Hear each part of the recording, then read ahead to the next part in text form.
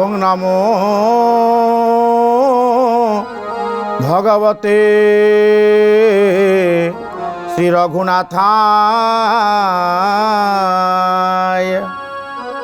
মনোজবং মারুততুল্য বেগম জিতেন্দ্রিয়ং বুদ্ধি মতাং বরিষ্ঠম পাতাত্মজং বা নরযূথ মুখ্যম পাতাত্মজং বা নরযূথ মুখ্যম শ্রীরামদূতম শরণং প্রপদ্যে শ্রীরামদূতম শরণং প্রপদে শ্রীরামদূতম শরণং প্রপদে শ্রীরামদূতম শরণং প্রপদ্যে শ্রীরামদূতম শরণং প্রপদ্যে শ্রীরামদূতম শরণং প্রপদে শ্রীরামদূতম শরণং প্রপদে।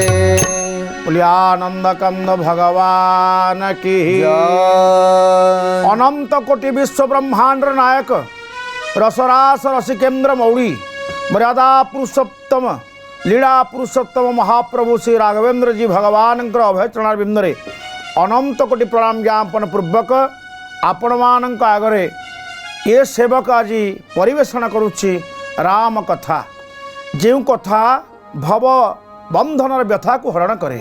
ପ୍ରିୟ ସଜ୍ଜନ, ଆଜି ରାମ କଥାର ସେହି ପାବନ ମୁହୂର୍ତ୍ତରେ ସେହି ପରମ ପାବନ ମନ୍ଦାକିନୀ ଧାରାରେ ଆପଣମାନେ ଅବଗାହନ କରିବେ। ରାମ କଥାର ରସିକ ଶିରୋମଣି ହେଉଛନ୍ତି ବୀର ବଜରଙ୍ଗବାଲି ହନୁମାନଜୀ ମହାରାଜ।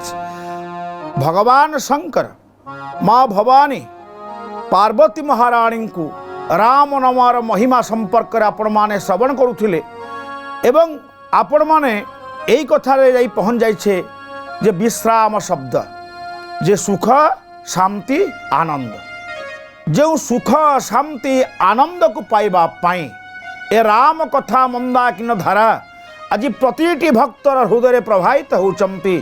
ଭଗବାନ ଦେବ ଦେବ ଶଙ୍କର ଉମାପତି ଶଙ୍କର ଭଗବାନ ଯେ ହେଉଛନ୍ତି ବିଶ୍ୱାସର ପ୍ରତୀକ, ସେ ଶ୍ରଦ୍ଧାର ସାକ୍ଷାତ ସ୍ୱରୂପିଣୀ ମା ଭବାନୀଙ୍କ ସମ୍ମୁଖରେ କହୁଛନ୍ତି, ହେ ଭବାନୀ ରାମଚରିତ ଇହ ରାମଚରିତ ମାନସ ଇହ ନାମା ସୁନତ ଶ୍ରବଣ ପାଇୟ ବିଶ୍ରାମ। ବୋଲୋ ଶ୍ରୀରାମ ଜୟ ରାମ ଜୟ ଜୟ ରାମ জয় রঘুনন্দন জয় ঘনশ্যাম। আনন্দ কন্দ ভগবান কি জয়। ভবানী এ হচ্ছে রামচরিত সুনত শ্রবণ পাইয় বিশ্রাম। সেই বিশ্রাম শব্দ সুখ শান্তি আনন্দ, আকু যে কর্ণরে শ্রবণ করে সে সুখ পায়, শান্তি পায়, আনন্দ পায়। প্রিয় সজ্জন, আজি সেই বীর বজরংবালী হনুমানজীଙ୍କର କଥା, ରାମ କଥା ଭିତରେ ମହାବୀର ହନୁମାନଜୀଙ୍କ ରୂପରେ କିଭଳି ଭାବରେ ନିଜେ ଶଙ୍କର ଭଗବାନ ପ୍ରବେଶ କରିଛନ୍ତି ଏବଂ ସେବକ ଭାବରେ ନିଜକୁ ସମର୍ପି ଦେଇଛନ୍ତି, ସେହି କଥାକୁ ଆଜି ପ୍ରମାଣ କରିବା ପାଇଁ ରାମ ନାମର ଦିବ୍ୟ ମହିମାକୁ ମା ଭବାନୀଙ୍କ ଆଗରେ ପ୍ରତ୍ୟକ୍ଷ ଭାବରେ ଏବଂ ଆକୁ ପ୍ରମାଣ କରିବା ପାଇଁ ଭଗବାନ ଶଙ୍କର କହୁଛନ୍ତି, ହେ ଭବାନୀ, ଏକଦା ଭଗବାନ ନାରାୟଣ ଦେବର୍ଷି ନାରଦଙ୍କ जो ब्रह्म अभिशाप तांको ऊपर हैला, भगवान नारायण मंद मंद हसी मंदाधर रे कहले, हे देवर्षि टिके पछकू चाहिल। देवर्षि जेते बळे पछकू चाहि देइचंती, देखिले तांकर क्रोधर कारण जहा सब थिला ताहा किछि भी नाही। कुआडे हटि जाइछि से माया नगरी, कुआडे हटि जाइछि से रथ। माँ भवानी पचारे, प्रभु केउ रथ, केउ कारण पाई नारद अभिशाप देले? कहले, शुणव, कारणटा बड़ कथा नुहे। बड़ कथा होउछि भगवान शंकर जेतेबेले देवर्षि नारदंकु जो परामर्श देइथिले से परामर्श को देवर्षि मानिले नाही एवं घटनाक्रम ଦେବର୍ଷି ନାରଦ ଭଗବାନଙ୍କୁ ଯେତେବେଳେ ଅଭିଶାପ ଦେଇଛନ୍ତି ଅତି ସାଦର ଭାବତି ଆନନ୍ଦରେ ସପ୍ରେମରେ ଭଗବାନ ନାରାୟଣ ଯେତେବେଳେ ଅଭିଶାପକୁ ଗ୍ରହଣ କରି ନେଇଛନ୍ତି ଏବଂ ମାୟାପଟଳ ନାରଦଙ୍କର ପାଖରୁ ହଟେଇ ନେଇଛନ୍ତି ନାରଦ କ୍ଷମା ପ୍ରାର୍ଥନା କରିଛନ୍ତି ଭଗବାନ ଶଙ୍କର କହୁଛନ୍ତି ଭବାନୀ ସେଇଠି ଭଗବାନ ନାରାୟଣ ନାରଦଙ୍କୁ ସୁନ୍ଦର ଉପଦେଶ ପ୍ରଦାନ କଲେ ହେ ନାରଦ ତୁମେ ଯେଉଁ ଅପରାଧ କରିଛ ତମେ ଯେଉଁ ଅଭିଶାପ ଦେଇଛ ତାହା ମୋ ପାଇଁ ଅପରାଧ ନୁହେଁ ମୁଁ ତୁମକୁ ଅପରାଧୀ ବୋଲି କେବେ ହେଲେ ଗ୍ରହଣ କରୁନାହିଁ କିନ୍ତୁ ତୁମର ଏ କ୍ରୋଧର ପ୍ରଶମନ ପାଇଁ ଗୋଟିଏ ମାତ୍ର ଉପାୟ ଅଛି ଭଗବାନ ଶଙ୍କର କହୁଛନ୍ତି ଭବାନୀ ମୋ ପ୍ରଭୁ କ'ଣ କହିଲେ ଜପହୁ ଯାଇ ଶଙ୍କର ସତନାମା ହୋଇ ହୃଦୟ ତୁରତ ବିଶ୍ରାମା बोलो श्री राम जय राम जय जय राम जय रघुनंदन जय घनश्याम जपहु जाई शंकर सतनामा होई हृदय तुरत विश्रामा बोलो श्री राम जय हरि बोल आनंद जय जय राम जय रघुनंदन जय घनश्याम प्रिय सज्जन आपण माने एक कथा देखिला बड़े श्रवण कला बड़े आदौ संशय युक्त होंतु नहीं कथाटी को मु आपण मानकर संपूर्ण भाव रे विस्तृत भाव रे कहिदेबी आपण बुझी पारिबे भगवान नारायण कहउछन हे नारद तुमरे क्रोध प्रशमित हबो तुमे शंकर भगवानंकर 100 नाम को जप आरंभ कर माँ भवानी कहले स्वामी आपणकर शतनाम जप कले नारद क्रोधरु प्रशमित हेबे एवं निजर पूर्व स्थिति को फेरी आसबे कौन कारण भगवान शंकर कहउछन्ते पहले बुझिल भवानी भगवान रघुनाथंकर परम पावन पद जुगल सेवा करबा पाई जेतबेले देवता माने नारायण आगे प्रस्ताव देले प्रभु रावण नर एवं बानरंक द्वारा ही उद्धार पाइब मो प्रभु जेतबेले नर रूपी नारायण रूप अवतार नापी कथा देदेले प्रभु कहले बानर किए हब हे भवानी सेठी समस्त देवता माने थिले देवतारू बानर हवा पाई कहीं प्रस्तुत होले ना देवराज इंद्र चाहूचंती चंद्रंकु चंद्र चाहूचंती सूर्यंकु परस्पर देवता परस्पर मुखवलाकन करुछंती केही भी जणे बानर हवा पाई भगवान का आगे कथा रखुनांती भवानी समग्र विश्वर मंगल पाई जदि नर एवं बानर उभयंकर आवश्यकता अच्छी रावणर उद्धार पाई तेले देवता माने आज देवतार क्षमतार बसी बानर हवा पाई प्रस्तुत हो नथिला बड़े हे भवानी मु दुई हाथ टेकी देली बोलिए शंकर भगवान की प्रिय सज्जन भगवान नारायण पचारे हे शंकर भगवान आपण देव देव महादेव आपण बानर रूप में कहीं आसबे भगवान शंकर कहते प्रभु पितामह ब्रह्मा जो प्रस्ताव देइछंती जे नर एवं बानर ए दुई जाति माध्यम रे रावणर उद्धार हब विश्वर मंगल हब प्रभु विश्व कल्याण पाई मु कौन आपणकर सेवा करि परिबे नहीं भगवान नारायण मंद मंद हसी कहले हे प्रभु आपणकर सेवा निश्चित भाव रे विश्व को एक ज्वलंत उदाहरण दे जीव जे सेवा करिबा द्वारा कौन लाभ मिल पाई था आज भगवान शंकर दुई हाथ टेकी देले भगवान शंकर क्यों अवतार ने आगु तो कथा शुणवे तेणु भक्तटीए भगवान शंकरंकर ये बानर रूप में प्रकट होगापाई जितेबले शुणीदेला तेरा आनंद रे गाई उठिला जय जय हे शंकर राम सेवा पाई तुम्हें हेल महावीर जय जय हे শঙ্কর রাম সেবা পাই তুমি হেল অবতার জয় জয় হে শঙ্কর শঙ্কর সুবন কেশরী নন্দন তেজ প্রতাপ মহাজগবন্দন শঙ্কর সুবন কেশরী নন্দন তেজ প্রতাপ মহাজগবন্দন শ্রী রাম জয় রাম জয় জয় রাম সংকট মোচন জয় হনুমান মহাপ্রভু শঙ্কর ভগবান ରାମାବତାରରେ ନିଜକୁ ସେବକ ରୂପରେ ଦାସ ରୂପରେ ସମର୍ପି ଦେବା ପାଇଁ ହନୁମାନଜୀଙ୍କର ଅବତାର ନେବା ପାଇଁ କଥା ଦେଲେ। ପ୍ରିୟ ସଜ୍ଜନ, ଯେତେବେଳେ ଭଗବାନ ଶଙ୍କର ହନୁମାନ ହେବା ପାଇଁ ପ୍ରସ୍ତୁତ ହୋଇଗଲେ, ଦେବରାଜ ଇନ୍ଦ୍ର ଆଜି ନିଜକୁ ଏତେ ନିଚ ମନେ କଲେ, ଦୁଇ ହାତ ଯୋଡ଼ି କହିଲେ, ପ୍ରଭୁ ମୁଁ ନିଜେ ବାନର ହେବି। ଦେବରାଜ ଇନ୍ଦ୍ର ନିଜ ଅଂଶରୁ କିଷ୍କିନ୍ଧାର ରାଜା ବାଳି ରୂପରେ ଅବତାର ନେବା ପାଇଁ କଥା ଦେଲେ। ଭଗବାନ ସୂର୍ଯ୍ୟ ନାରାୟଣ ବାଳିଙ୍କର ସାନୁଜ ସୁଗ୍ରୀବ ହେବା ପାଇଁ କଥା ଦେଲେ ଏବଂ ଉପସ୍ଥିତ ଥିଲେ ସ୍ୱର୍ଗର ବୈଦ୍ୟ ଅଶ୍ୱିନୀ ଏବଂ କୁମାର। ଅଶ୍ୱିନୀ କୁମାର ଦୁହେଁ କହିଲେ, ପ୍ରଭୁ ଆମେ ଆପଣଙ୍କର ରାମାବତାରରେ ନଳ ଏବଂ ନୀଳ ହେବୁ। ଏହିଭଳି ଭାବରେ ହେ ଭବାନୀ ସମସ୍ତ ଦେବତାମାନେ ନିଜ ନିଜ ଅଂଶରୁ ବାନର ରୂପରେ ପ୍ରକଟ ହେବା ପାଇଁ କଥା ଦେଇ ଦିଅନ୍ତେ। ଭଗବାନ ଆନନ୍ଦିତ ହୋଇଗଲେ, ପ୍ରସନ୍ନ ହୋଇଗଲେ, ହେଲେ ଚାହିଁଦେଲେ ପିତାମହ ବ୍ରହ୍ମାଙ୍କୁ। ବ୍ରହ୍ମା କହିଲେ, ପ୍ରଭୁ କ'ଣ ମୋତେ କହିବେ କି? ନାରାୟଣ କହିଲେ, ହେ ପିତାମହ ବ୍ରହ୍ମା, ତୁମର ଏଭଳି ଏକ ବର ଯାଚନାରେ ଯେଉଁ ରାବଣ ଦୁର୍ଦ୍ଧର୍ଷ ବର ଆପଣଠାରୁ ପାଇଲା, ଏତେ ବଡ଼ ଅନ୍ୟାୟ ଅତ୍ୟାଚାର କଲା, ଆଜି ତ୍ରିପୁର ଭୟରେ ରାବଣର ଅତ୍ୟାଚାରରେ ପ୍ରକମ୍ପିତ ହେଉଛି, ସେ ରାବଣକୁ ଉଦ୍ଧାର କରିବା ପାଇଁ ବିଶ୍ୱରେ ସାତ୍ତ୍ୱିକ ମଙ୍ଗଳର ଧାରାକୁ ପୁଣି ପୁନର୍ବାର ଫେରାଇ ଆଣିବା ପାଇଁ ଯଦି ମୁଁ ନିରାକାରରୁ ନରାକାର ହେବା ପାଇଁ କଥା ଦେଲି, ଯଦି ସକଳ ଦେବତାମାନେ ସମସ୍ତେ ବାନର ରୂପରେ ଅଂଶରୁ ପ୍ରକଟ ହେବା ପାଇଁ କଥା ଦେଇଦେଲେ, ହେଲେ ପିତାମହ ବ୍ରହ୍ମା ତୁମେ ତ କିଛି ବି ଅବତାର ନେବ ନାହିଁ କି?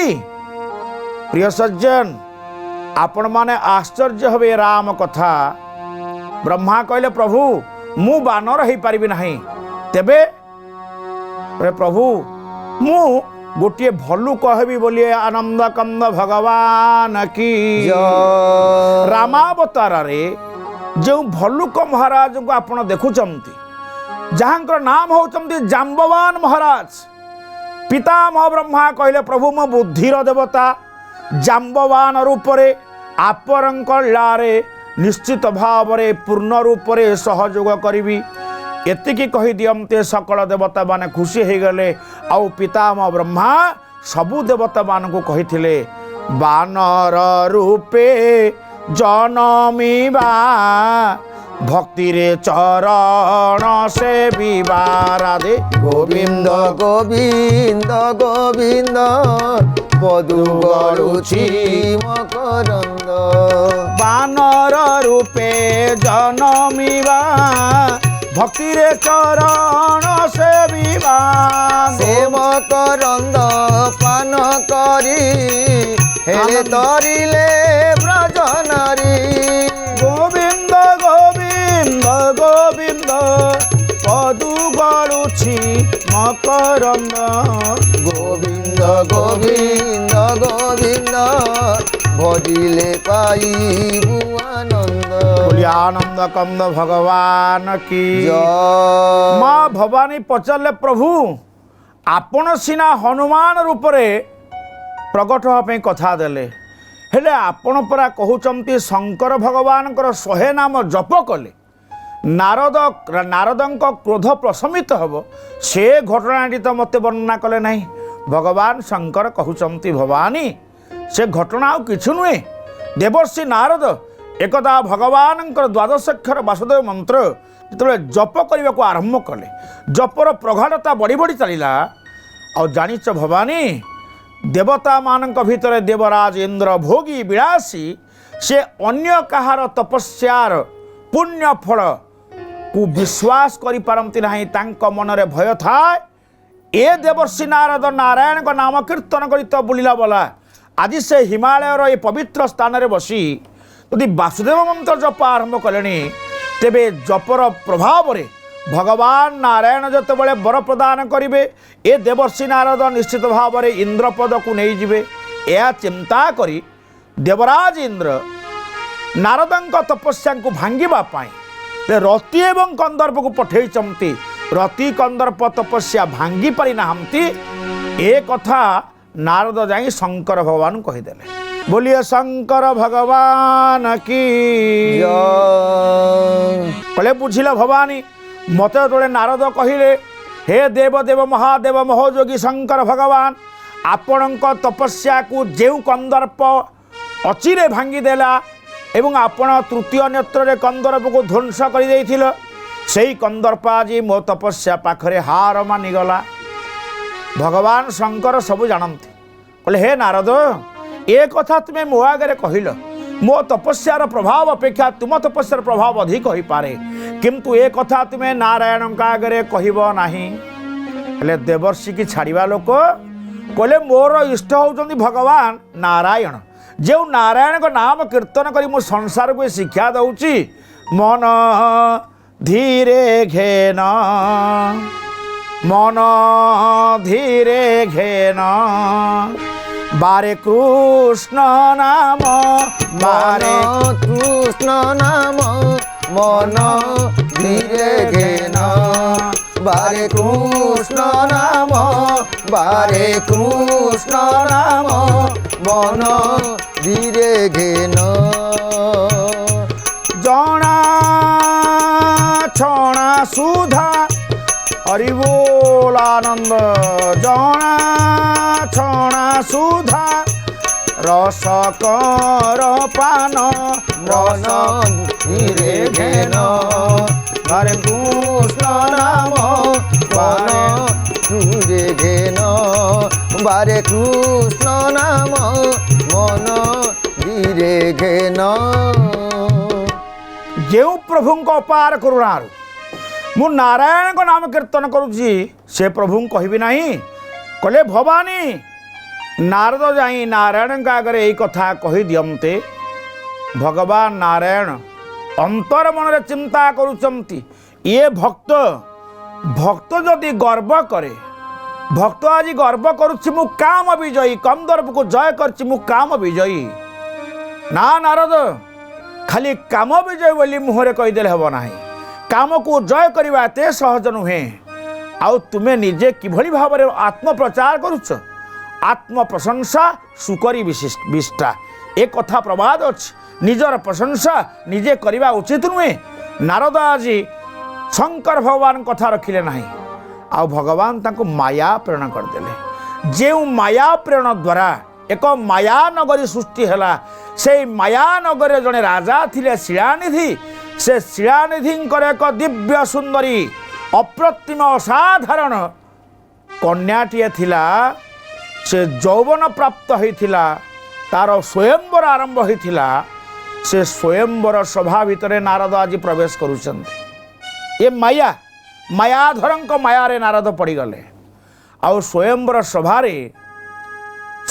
ସଭାର କିଛି ମୁହୂର୍ତ୍ତ ପୂର୍ବରୁ ନାରଦଙ୍କୁ ଯେତେବେଳେ ରାଜା ଶିଳାନିଧି କହିଲେ, ହେ ନାରଦ, ଆପଣ ଦିନେ ହିମାଳୟଙ୍କର କନ୍ୟା ପାର୍ବତୀଙ୍କର ହାତ ଦେଖି କହିଦେଇଥିଲେ, ଏ ଝିଅଟି ଶଙ୍କର ଭଗବାନଙ୍କୁ ବିବାହ କରିବେ।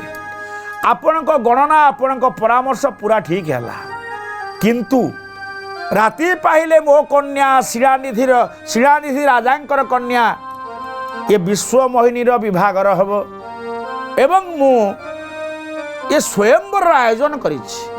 ହେ ଦେବର୍ଷି, ବିବାହ ପୂର୍ବରୁ ଟିକେ ମୋ କନ୍ୟାର ହାତ ଦେଖି ଆପଣ କହିଦିଅନ୍ତେ ନାହିଁ ମୋ ଝିଅ କାହାକୁ ବିବାହ ହେବ। ପ୍ରିୟ ସଜ୍ଜନ, ବଡ଼ ରୋଚକପୂର୍ଣ୍ଣ ତଥ୍ୟ। କହିଲେ, ଭବାନୀ, ଦେବର୍ଷି ନାରଦ ଯିଏ କାମ ବିଜୟୀ, କାମର ପ୍ରତୀକ ହେଉଛନ୍ତି ଯୁବତୀ କନ୍ୟା। ଶାସ୍ତ୍ର କହିନାହାନ୍ତି, ଯୌବନମ୍ ଧନ ସମ୍ପତ୍ତି ପ୍ରଭୁତ୍ୱମ୍ ଅବିବେକିତା ଏକୈକମ୍ अपि अनर्थाय किमु जत्र चतुष्टयम्। ये चारिटा हूँ अनर्थर कारण। यौवनम यौवन अवस्था, धन संपत्ति प्रचुर धनर अधिकारी हो गले, यौवनम धन संपत्ति प्रभुत्व क्षमता एवं चतुर्थ अविवेकिता मूर्खता विवेकहीनता। ये चारिटाक हूँ गोटे गोटे अनर्थर कारण। यदि चारिटाक गोटे जगार थाए से जे केते महा अनर्थर कारण हो पारे। तेणु ये युवती कन्या होचंती परमा सुंदरी विश्वमोहिनी जेतेबेले निजर करटी धरई देइछन नारद को, आउ नारद निजको गर्व करुथिले मु काम विजयी। आज काम स्वरूपा कामर प्रतीकात्मक ये नारीर कोमल अंग स्पर्शरे नारदंक हृदय एक सिंहरण सृष्टि हो गला। आउ नारद कर रेखा को देखिले, जो एही बरई अमर सोई होई सकल चराचर से बहिताही। बोलो श्री राम जय राम जय जय राम जय रघुनंदन जय घनश्याम। हस्तरेखा कहूची ए कन्या को जी विवाह करिब से त्रिपुर जय करिब एवं जराचर जगत को सेवा करिब। नारद कहले मु कौन पाई विवाह करिबि नाही। तेणु नारद निज रूप को देखिले, मु तो बाबाजी बेश धरिची, ए झियो तुम मत विवाह करिब नाही, राजकुमार माने आसिबे। तू नारद विचार कले जीवन रे भगवान नारायण को नाम कीर्तन करी प्रभु केबे जीवन किछि मागी नाही। राति पाइले झियर स्वयंवर। नारद विचार करुचंती, मु जदि राति को भितरे प्रभु को आज प्रार्थना करी नारायणकर सुंदर हरि रूपटी को प्राप्त हो जाती, मुझे नारायण रूप को प्राप्त हो जाती, काली दिनक पाई अंतत पक्षे विश्वमोहिनी कन्या निश्चित मते विवाह करिब। एई चिंता चेतना को नहीं नारद आज एकांतरे नारायण को नाम कीर्तन करने को लगिले। श्रीमन्नारायण नारायण नारायण श्रीमन्नारायण नारायण नारायण राम नारायण नारायण नारायण राम नारायण नारायण नारायण श्रीमन्नारायण नारायण नारायण श्रीमन्नारायण नारायण नारायण। आग को देखिबा सतरे नारद कौन नारायण को रूप पाइले, तेबे हनुमान जी केमिति प्रकट हेले। बोली आनंद कंद भगवान की जय।